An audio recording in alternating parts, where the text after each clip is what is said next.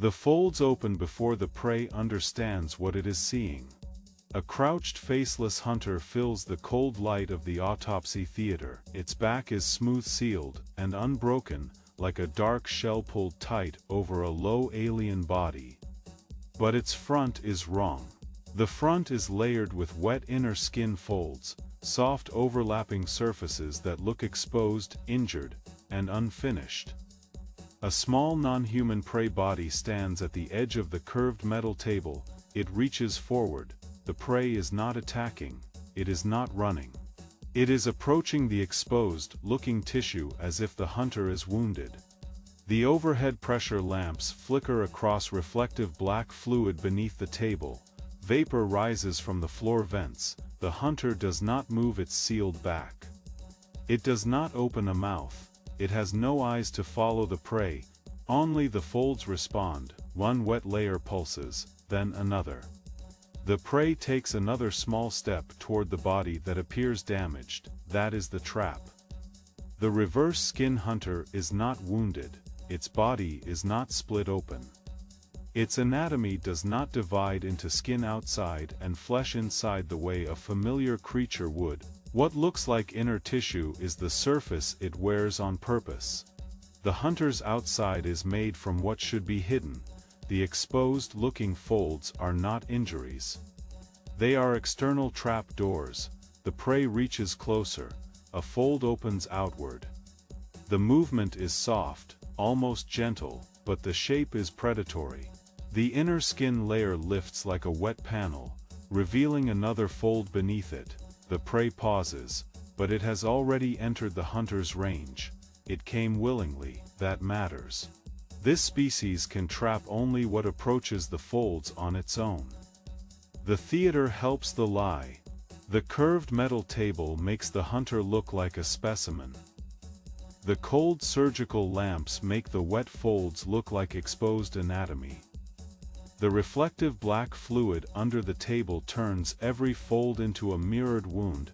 The floor vapor hides the hunter's anchor points.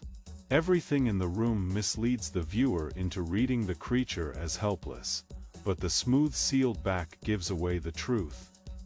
There is no damage there, no torn skin, no broken spine, no open wound. The back remains untouched while the front folds pulse with control.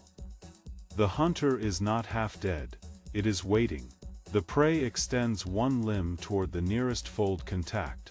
The fold reacts instantly, opening outward instead of recoiling. The prey tries to step back, but a second fold rises from below. A third fold peels open from the side. The hunter's body does not lunge. It does not need to. The trap is already built into the surface. The lights flicker. For one moment the theater goes dark except for the white surgical beam across the folds. The prey's outline is caught between layers of externalized inner skin. The smooth back remains still, sealed, almost clean. The horror is not that the body has been cut open. The horror is that it was designed to look cut open. The folds close halfway. The prey is no longer outside the hunter, but it has not been swallowed either. It is held between skin layers, pressed into a space that should not exist. The hunter has no mouth because the folds are the mouth. It has no claws because the exposed-looking tissue is the snare. It has no face because the front of its body is already a weapon. A pressure lamp above the table swings slightly. The cold light crawls across the sealed back, then across the folds. The difference is unmistakable now.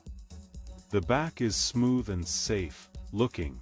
The front is reversed, layered, responsive. The hunter has turned the meaning of injury into hunting behavior. The prey struggles once.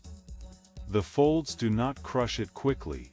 They rearrange around it. One layer rises. Another folds inward. Another slides beneath the prey's lower body. The movement is controlled and quiet. No spray, no tearing spectacle. Just a deliberate rearrangement of surfaces. The prey disappears by degrees. First its reaching limb vanishes between two wet layers. then its head and shoulders are covered by a fold that looks like exposed tissue closing over itself. The body is not dragged into a throat. It is folded into the hunter's outside. The autopsy theater becomes part of the illusion again. The lamp steady, the black fluid stops rippling. The vapor thins. From a distance, the hunter looks wounded once more, a crouched body on a table, sealed back facing the room, wet tissue folded across its front. But the prey is gone. Only a small shape presses from under one fold, then sinks deeper. The hunter's back never changed. That is the final proof. If this were an injured creature, the whole body would show trauma, but only the lure moved, only the reversed surface opened, only the folds performed the hunt. The smooth back stayed sealed, as if protecting the secret of what the body really is. The reverse skin hunter waits in stillness again. The folds rest like a wound. The table reflects them as injury, the lamps frame them as exposed flesh. And the next small body that mistakes the display for weakness will step closer, not knowing that the hunter's inside has always been outside, and the wound has always been a door.